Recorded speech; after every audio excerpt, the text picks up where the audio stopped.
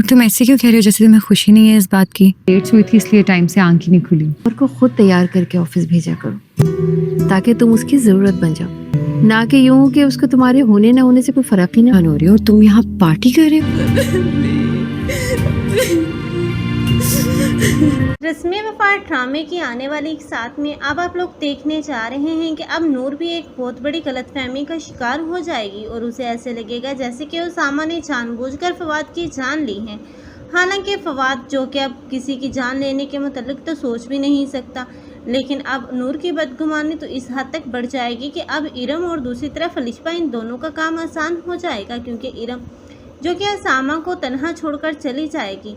लेकिन उसामा लाख यकीन दिलाने की कोशिश करे कि अब उसकी कोई गलती नहीं थी बल्कि वो एक हादसा था, लेकिन अब नूर उसकी किसी भी बात पर यकीन नहीं करेगी। उसे ऐसा फील होगा कि जैसे जानबूझकर उसामा ने फवाद की जान ली ताकि वो खुद नूर को हासिल कर सके।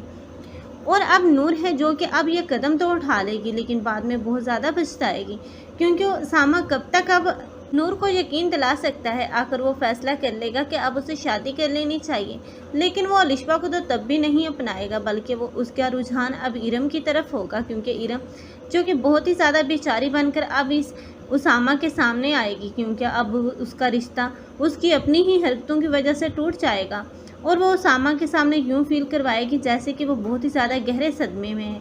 लेकिन ये गहरा सदमा जब उसामा को पता चलेगा कि ये इरम का खुद का किया धरा है, तब वो भी बहुत ज़्यादा शर्मिंदा और नादम होगा कि क्यों उसने इरम जैसी लड़की का ही इंतखाब किया। हालांकि वो तो अब इन दोनों के रिश्तों को तोड़ने की कोशिश कर रही थी। ऊपर से अलिशबा जब देखेगी कि अब उसने इरम के साथ एंगेजमेंट कर ली है और उसी के साथ शादी करने जा रहा है, तो वो खुद ही हो सकता है कि सारा सच उसामा के सामने खोल दे, क्योंकि वो बर्दाश्त नहीं कर पाएगी कि इरम के साथ अब उसामा अपनी लाइफ गुजारना चाहे।